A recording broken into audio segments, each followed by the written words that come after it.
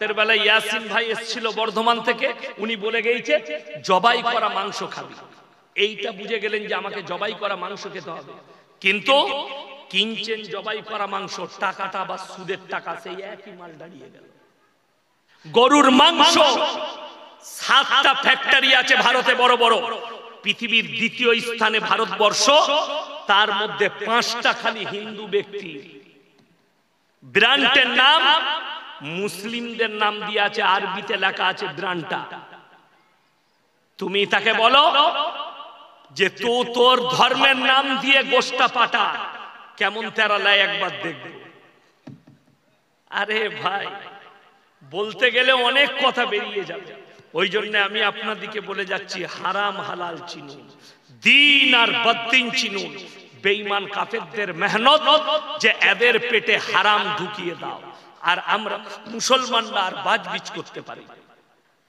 আপনি জবাই করা মাংস নিবেন, সকালবেলায় উঠে আপনার বাজারে গিয়ে বললেন, রাতের বেলায় ইয়াসিন ভাই এসেছিল বর্ধমান থেকে, উনি বলে গেছে জবাই করা মাংস খাবি। এইটা বুঝে গেলেন যে আমাকে জবাই করা মাংস খেতে হবে, কিন্তু কিনছেন জবাই করা মাংস, টাকাটা বা সুদের টাকা সেই একই মাল দাঁড়িয়ে গেল। কথাটা বুঝাতে পারলাম? টাকাটা সুদের টাকা একই ক্যাটাগরিতে দাঁড়িয়ে গেল। সুদটা হারাম না হালাল? হারাম।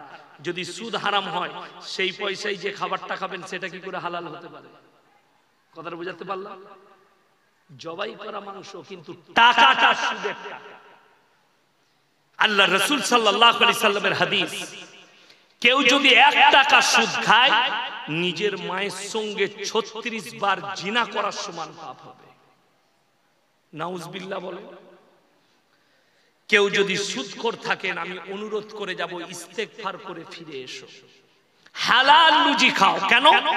এই দুনিয়ার সম্পর্কে যাদের মহব্বত জেগে গেছে তারা শুনে যান, কোরআন বলছে ওয়ামাল হায়াতুদ দুনিয়া ইল্লা মাতাউল গুরুর, এই দুনিয়া তোমাদের জন্য সম্পূর্ণ ধোঁকা। ধোঁকাটা কাটবে কখন? যখন আপনার কাছে মৃত্যুর ঘন্টা বাজবে, আপনার ধোঁকা কেটে যাবে যে আমি ধোঁকায় পড়ে আছি। আপনার পরিবার, আপনার সন্তান, আজকে মানুষকে নামাজের দাওয়াত দিলে কি উত্তর দেয়?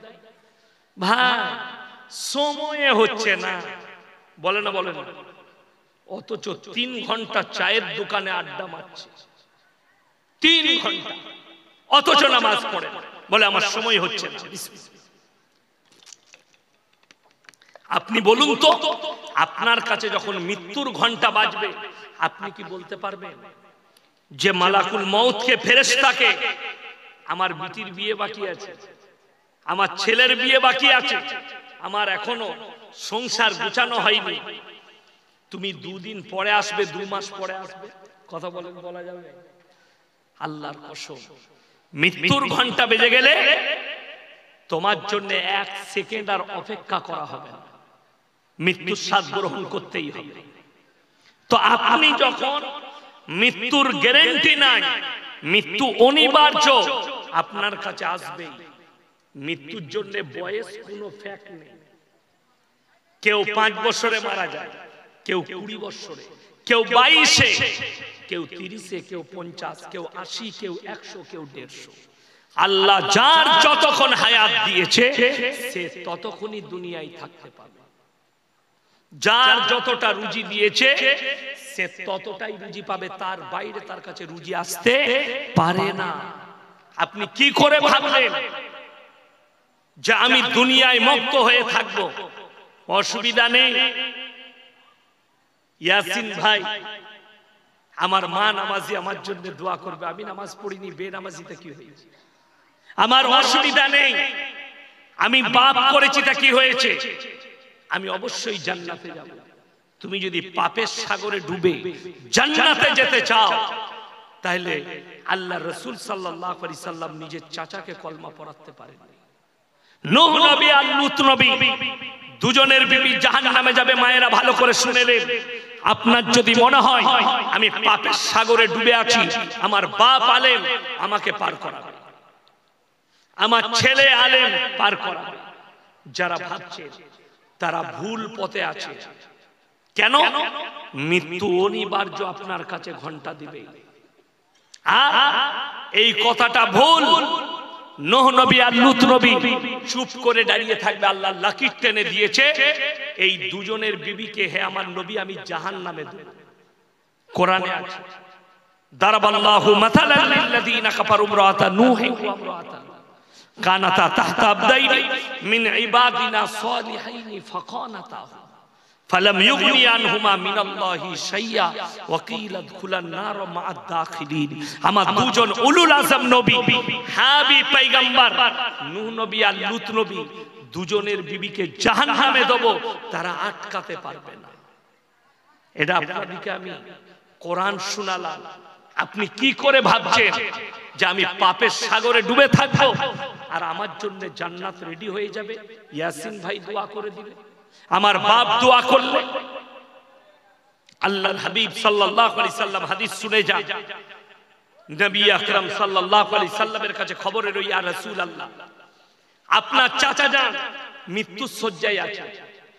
নবীজি চাচার হাতটা টিপে ধরলেন আর বললেন, চাচা একবার খালি কলমাটা পড়ে নাও, আমি আল্লাহর কাছে কেঁদে কেঁদে তোমার জন্য ক্ষমা চাই। আল্লাহর নবী চাচা উত্তর কি দিলে জানেন? হে আমার ভাইপো, আমি যদি বার্ধক্যে কলমা পড়ি লোকে বলবে মৃত্যু ভয়ে কলমা পড়েছে, আমি কলমা পড়তে পারবো না। আল্লাহ আয়াত পাঠালেন, ইন্নাকা লা তাহদি মান আহবাবতা ওয়ালাকিন্নাল্লাহা ইয়াহদি মান ইয়াশা। হে আমার বিশ্ব নবী, পৃথিবীর মানুষকে বলো হিদায়াতের দপ্তরটাই আমার আল্লাহর হাতে, আমার ইচ্ছা নেই তাই তোমার চাচা কলমা পড়তে পারবে না। নবীজি চোখ দিয়ে পানি। আল্লাহ বললেন, আমার ইচ্ছা নেই তোমার চাচা কলমা পড়তে পারবে না, তুমি দাওয়াত দিলে অস্বীকার করে দিলেন। নবীজি চাচা যান চলে গেল। এই চ্যাপ্টারটা শুনেলেন, আপনার চোখ খুলে যাবে। যারা মুমিন আছে কান খুলে শুনেলেন। আল্লাহর হাবিব সাল্লাল্লাহু আলাইহি সাল্লাম আল্লাহকে বললেন, ও আল্লাহ আমি আপনার কাছে আমার চাচার জন্য কেঁদে কেঁদে ক্ষমা চাই, যতদিন না তুমি আমাকে নিষেধ করছো আমি আমার চাচার জন্য কাঁদবো। আল্লাহর রাসূল কাঁদতে লাগলেন চাচার জন্য। কি বলে? আল্লাহ তুমি আমার চাচাকে ক্ষমা করে দাও, যে চাচা বলেছে আমি যতদিন বেঁচে আছি তুমি কালমার দাওয়াত দাও, তোমার গায়ে কেউ চুল পরিমাণ হাত দিতে পারবে না। সেই চাচা চলে গেছে। আল্লাহ তুমি আমার চাচাকে ক্ষমা করে দাও। আল্লাহ জিবরিল আমিনকে পাঠালেন কোরআন নিয়ে, আমার নবীকে বলো, মা কানা লিন নবী ওয়াল্লাযীনা আমানু আইয়াস্তাগফিরু লিল মুশরিকিন ওয়ালাউ কানু লি কুরবা। হে নবী এবং মুমিনরা শোনো, নবী এবং মুমিনরা শোনো, যারা মুশরিক হয়ে বেঈমান কাফের হয়ে মারা গেছে তাদের জন্য দোয়া করতে পাবে না, যদিও তারা তোমাদের নিকটতম আত্মীয় হয়। আপনার ছেলে চাঁচল বাজারে বাইক চালাচ্ছে, 3 বোতল মদ খেয়ে অ্যাক্সিডেন্ট হয়ে মারা গেছে, আপনি ইয়াসিনকে বলছেন হুজুর দাওয়াত দিয়েছি আপনি দোয়া করে জান্নাতে পাঠান। আপনার বিবেককে জিজ্ঞেস করুন, যদি আল্লাহ রাসূলকে নিষেধ করে চাচার জন্য দোয়া করতে পাবেন না, তাহলে আপনি আমি কে? শুধু তাই নয়, আগে চলুন। এমন একজন পয়গম্বর নবী যিনি নিজের চোখে নিজের ছেলের মৃত্যু তাণ্ডব দেখেছে চুপচাপ বসে, তিনার নাম হচ্ছে হযরতে নূহ নবী। নৌকার উপরে তার ছেলে কিনান পানিতে হাবুডুবু খেয়ে মারা যাচ্ছে। নূহ নবী আল্লাহর কাছে হাত তুলে কেঁদে বললেন, লা আসিমা লিয়াউমা মিন আমরিল্লাহ, আল্লাহ এ আমার ওরসজাত পুত্র, তুমি একে রক্ষা করো। সঙ্গে সঙ্গে আল্লাহ উত্তর দিলেন, লামিনাল খাসিরিন, হাত নামাও। যে আমাকে মানেনি, আমার নবীকে মানেনি, তার জন্য তুমি আমার কাছে আবেদন নিবেদন করতে পারবে না। আল্লাহ রাসূলের হাদিস, আখরি জামানা যখন আসবে তখন বর্বরতার যুগের পাপগুলো আবার ফিরে মানুষের কাছে আসবে মডেলিং হয়ে। কোন যুগে? বর্বরতার যুগে। এমন একটা যুগ ছিল আল্লাহ রাসূল সাল্লাল্লাহু আলাইহি সাল্লামের পূর্বে মানুষ এতটা বর্বরতার যুগে ছিল যে পাপগুলো ছিল আপনি অবাক হবেন শুনলে। আমরা গাই পালি না, পালি না? গাই পালি না? গাই পালি। গাইটার ভালো বাছুর হবার জন্য আমরা ভালো ষাঁড়ের কাছে নিয়ে যাই। আল্লাহ রসুল আসার পূর্বে যখন নারীদের মর্যাদা ছিল না পৃথিবীর বুকে, তখন নিজের বিবিদিকে হাট্টা গাট্টা মরদের কাছে শোয়াত্ত, যাতে আমার বাচ্চাটা হাট্টা গাট্টা হয়, আমার দল ভারী হবে, লাঠির জোর হবে। বলুন নাউজুবিল্লাহ। এই বর্বরতা ছিল। বর্তমানে এই পাপ মডেলিং হয়ে আসছে। আপনারা জানেন পৃথিবীর বেশিরভাগ দেশে, আরব দুনিয়া ছাড়া সমস্ত দেশে সমকামীকে লিগেল করে দেওয়া হয়েছে। এমনকি হিন্দুস্তানি লিগেল আছে। এই ভারতে আমি সর্বধর্মের মানুষকে অনুরোধ করতে পারি, আমার নামে অ্যারেস্ট ওয়ারেন্ট জারি হবে, আমার অন্যায় হবে ভারতের সংবিধান হিসাবে, কিন্তু আমি আমার মুসলমান ভাইকে আমি সাবধান করতে পারি। কিসের জন্য? কোরআনের জন্য, আল্লাহর জন্য, রাসূলের জন্য, নিজের ঈমানের জন্য আমি আপনাকে সাবধান করতে পারি। এই পাপ কার যুগের পাপ? হযরতে লূত নবীর কওমের পাপ। ইতিহাস তুলে দেখুন, কোরআন খুলে দেখুন। আল্লাহ লূত নবীর কওমকে রুটির মতো পাল্টিয়েছেন লোহিত সাগরে। যে সাগরটাকে বৈজ্ঞানিকরা নাম রেখেছে মরা সাগর, যেখানে একটা পোকা মাকড়ও জন্মায় না, আজকে সেই পাপটা ছুটে আপনার আমার কাছে এসেছে। কাদের কাছে? শিক্ষিতদের কাছে। অনেক যারা চাষিবাসী আছেন, অনেকজন সমকামী বুঝেন। সমকামী শব্দের অর্থ হচ্ছে পুরুষে পুরুষে বিয়ে, মেয়েতে মেয়েতে বিয়ে। জোরে বলুন নাউজুবিল্লাহ।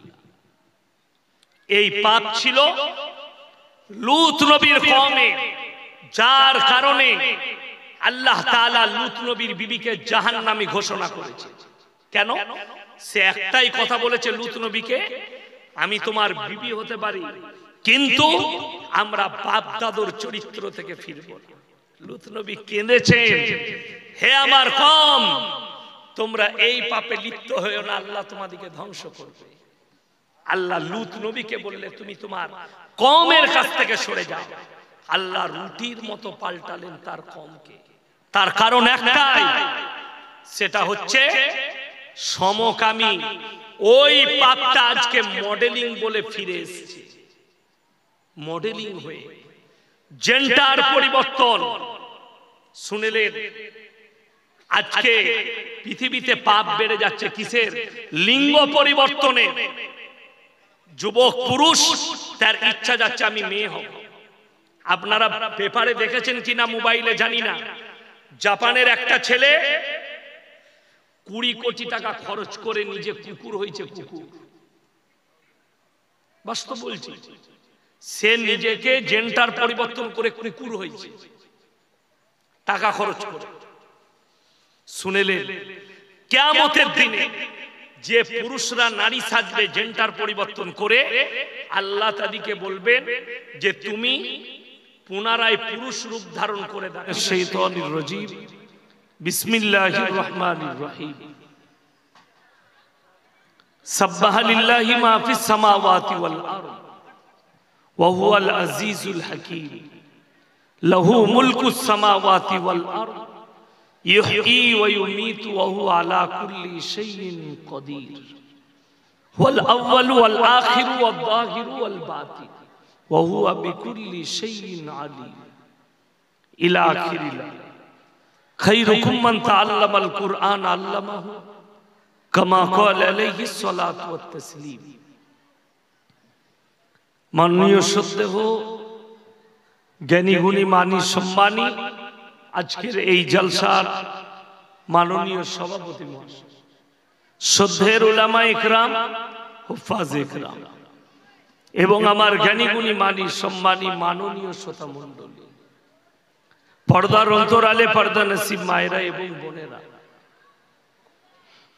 আল্লাহর বড় দয়া কৃপা ভালোবাসা আমাদের প্রতি, গোটা বিশ্বের প্রতি। সবাই আল্লাহর শুকর আদায় করে হৃদয় থেকে বলি আলহামদুলিল্লাহ। তারপরে পরে বিশ্ব নবী জনাবে মুহাম্মাদুর রাসূলুল্লাহ, সকলে বলুন সাল্লাল্লাহু আলাইহি ওয়াসাল্লাম। তিনার প্রতি শত কোটি দরুদ বর্ষিত হোক, বলুন আমিন সুম্মা আমিন।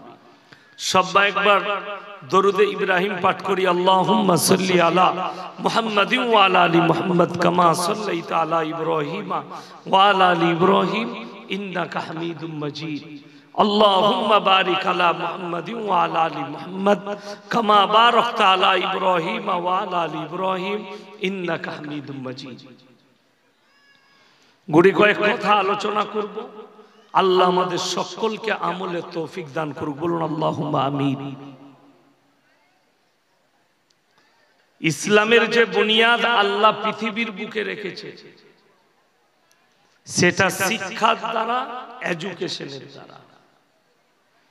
কোরআন আল্লাহ পাঠিয়েছে, সর্বপ্রথম যে আয়াত রাসূল আকরাম সাল্লাল্লাহু আলাইহি ওয়াসাল্লামের কাছে গারে হিরার মধ্যে এসেছিল, সেই আয়াতটা হচ্ছে ইকরা বিসমি রাব্বিকাল্লাযী খালাক। হে নবী পড়ো, শিক্ষার উপরে, এডুকেশনের উপরে। খালাকাল ইনসানা মিন আলাক, আমি মানুষকে কাদা মাটি দিয়ে তৈরি করেছি, সৃষ্টি করেছি। মানুষকে শিক্ষা দিয়েছেন কিসের দ্বারা? কলমের দ্বারা। আল্লামা বিল কলাম আল্লামাল ইনসানা মা লাম ইয়ালাম।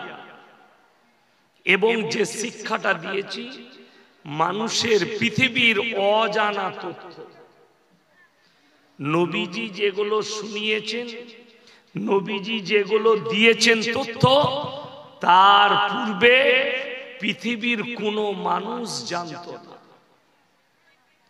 একটা কথা ক্লিয়ারলি শুনেলেন, যারা শিক্ষিত আছেন তারা আগে শুনবেন। কেন বলে দিই,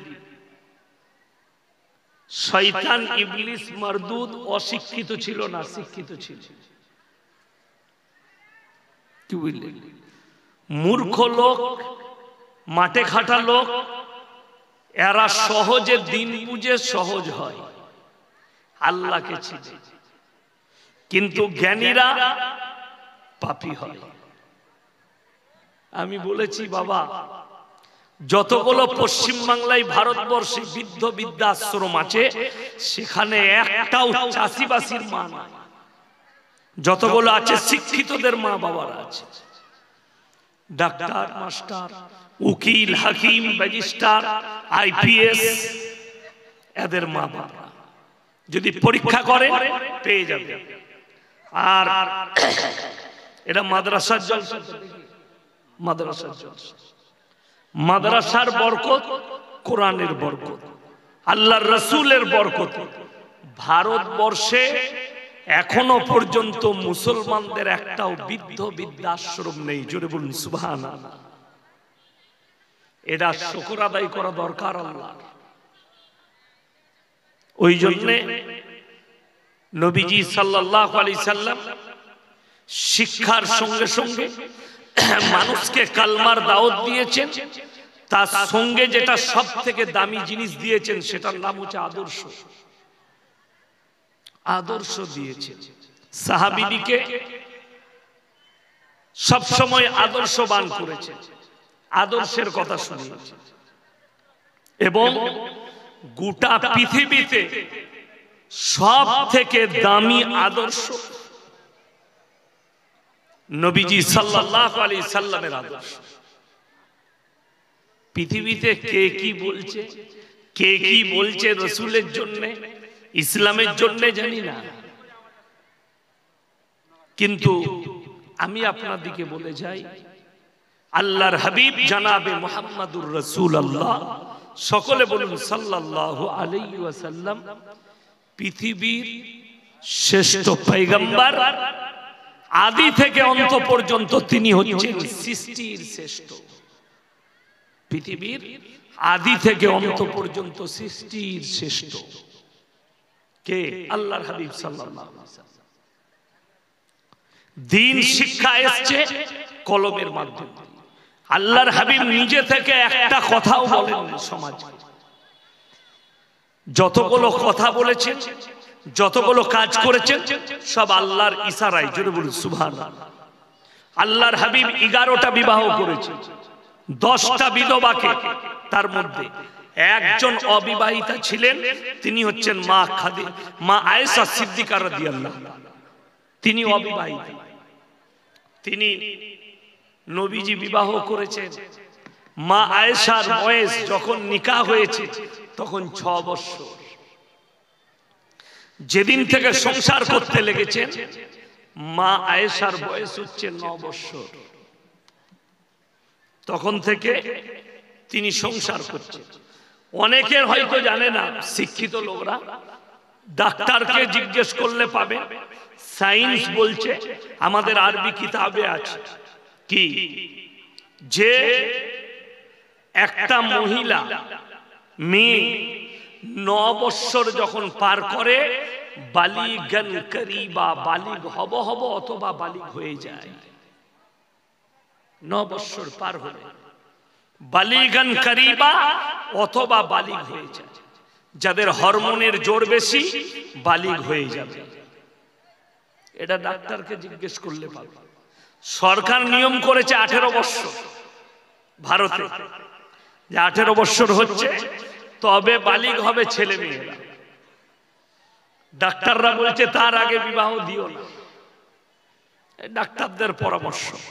কিন্তু আমাদের বাপ দাদাদের বিয়ে হয়েছে 10 বছরে, 12 বছরে, 11 বছরে। আল্লাহর নবী সাল্লাল্লাহু আলাইহি সাল্লাম 11টা বিবাহ করেছেন, 10টা বিধবা। নাম্বার 1 মা খাদিজাতুল কুবরা রাদিয়াল্লাহু তাআলা আনহা। তিনি ছিলেন 40 বছরের বুড়ি, আর আল্লাহর নবী হচ্ছেন 25 বছরের যুবক। বিবাহ করেছেন। পৃথিবীর বেঈমান কাফেররা, তাদের কাছে চর্চা কেন্দ্রের নাম হচ্ছে আল্লাহর হাবিব।